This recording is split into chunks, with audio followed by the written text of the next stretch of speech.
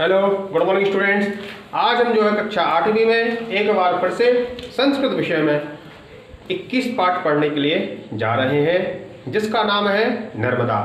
और जैसा कि आपको विगत में 3 दिनों से यह पाठ पढ़ाता हुआ आ रहा हूँ, जिसमें हमने यह जानकारी प्राप्त की कि नर्मदा जी का प्रादुर्भाव कहाँ से हुआ है, किन किन क्षेत्रों को वह पावन करती हुई और अरब सागर में जाके विलीन होती हैं, कौन कौन से घाट जो हैं जब नर्मदा जी अपने उद्गम स्थल से प्रारंभ होती हैं, कहाँ कहाँ पर उनको कौन कौन से मुख्य घाट हैं, उनकी जानकारी हमने प्राप्त की।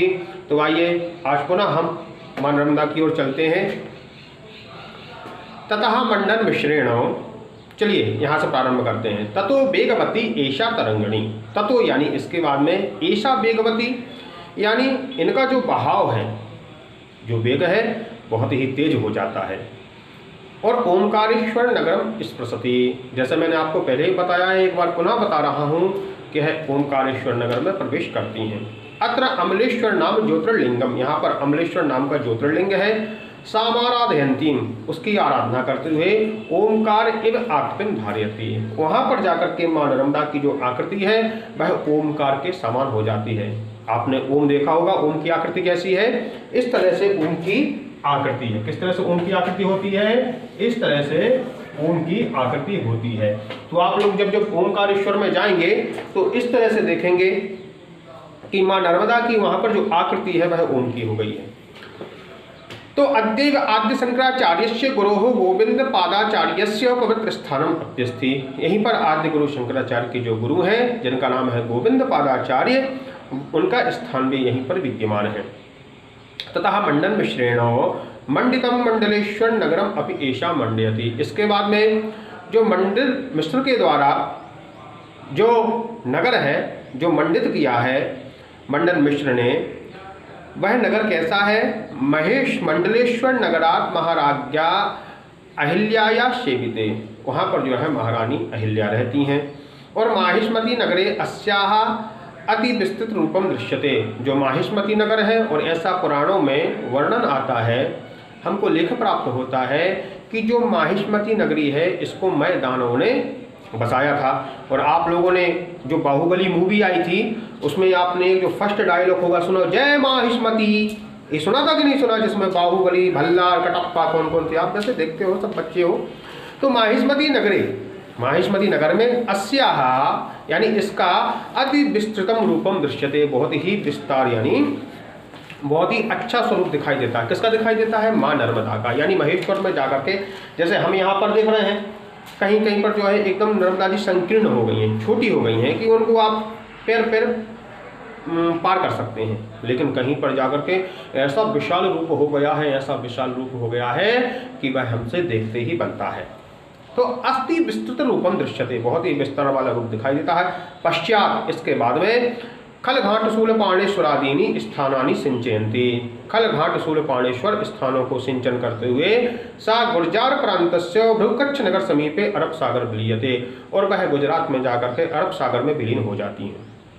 नर्मदा नद्यां में बर्गी सागर, बर्गी इंदिरा सागर सरदार सरोवरादयः बहवा बंधा निर्मिता सन्ति, नर्मदा नदी में ही कौन कौन से बांध हैं, डैम है, बर्गी, इंदिरा सागर, सरदार सरोवर, बहवा बंधाः निर्मिताः सन्ति, यावन्ताः बंधाः नर्मदा नद्यां सन्ति, जितने बांध नर्मदा नदी में हैं तावन्ताः अन्यासी नदीषु न सन्ति, उतने जो वन है वह अन्य नदियों में नहीं है। ये भी बंधैः, इन बंधनों के द्वारा क्या क्या होता है, विद्युत उत्पादनम, बिजली का उत्पादन होता है। ये जो आप लाइट देख रहे हैं ना जलती है, ये बांधों से ही निर्मित होती है।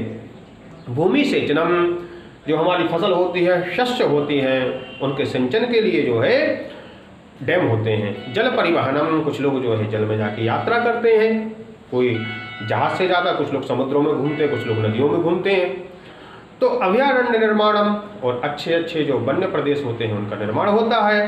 पर्यटन स्थल निर्माणम, कुछ लोग जो है घूमने के लिए, भ्रमण करने के लिए पर्यटन स्थल का निर्माण होता है। इत्यादयो विविध लाभः भवन्ति, इस प्रकार से बहुत से लाभ हमको प्राप्त होते हैं। एतेषाम उपकरणानाम हेतु एषा एव, तो ये जो सारे दृश्य हमको दिखाई देते हैं उसका मुख्य हेतु कौन है, वह नर्मदा है। ऐसा नाम स्मरण मात्रेण पापम अपाकरोति। यदि हम केवल अपने जीवन में एक बार भी नर्मदा जी का स्मरण करते हैं, उनका नाम लेते हैं, तो हमारे जितने भी प्रकार के पाप हैं वह सब दूर हो जाते हैं। पुराणेषु अस्याः बहुविध महात्म्यं प्रतिपादितम। पुराणों में इनका बहुत प्रकार से महात्म्य बताया गया है। कालिदासेनापि, कालिदास जी ने भी मेघदूते है अस्याः सौंदर्यम महात्म्यम च वर्णितम। मेघदूत में इनके सौंदर्य का और महात्मा का बहुत ही सुंदर विवेचन किया है, वर्णन किया है। धन्या ये सा भूमि यत्र रेवा राजते। वह धन्य, वह भूमि धन्य है, वह धरती धन्य है, वह वसुंधरा धन्य है, जहाँ पर माँ भगवती साक्षात पराम्बा पावन शैला पुण्य प्रदायिका माँ नर्मदा प्रवाहित होती हैं। हम लोगों का बड़ा सौभाग्य है कि हम ऐसे पावन तीर पर निवास करते हैं, ऐसे पावन तीर का सेवन करते हैं। तो हमको भी जब भी अमावस्या आए, जैसा कि आज अमावस्या है, कल भी है, तो लोगों को जाना चाहिए, वहाँ पर उनका दर्शन करना चाहिए, जिसको करने से हमको सद्बुद्धि प्राप्त हो। तो अब देखिए जो है क्वेश्चन आंसर्स आ गए हैं, एक पदेन और एक वाक्य। आपको जो है यह अपने से करना है। क्या करना है? एक पदेन और एक वाक्य उत्तर आपको करना है। जैसे मैं एक बार आपको यह क्वेश्चन आंसर्स पढ़ के सुना देता हूँ। अस्माकं प्रदेशस्य जीवनदायिनी का, अस्माकं प्रदेशस्य जीवनदायिनी का नर्मदा कस्मात् स्थानात् प्रादुर्भवति, कस्या नाम देवा, अमरकंटक स्थानं कस्मिन् मंडले अस्ति, नर्मदा कस्मिन् सागर मिलति, मंडल मिश्रः कस्मिन् नगरे बसति। तो ये जो है आपको अपने से करना है, एक्सरसाइज आप अपने से करना है। जब भी स्कूल प्रारंभ होंगे हम आपकी नोटबुक चेक करेंगे। इसी के साथ मैं अपनी वाणी को विराम देता हूँ। अस्तु मंगलम।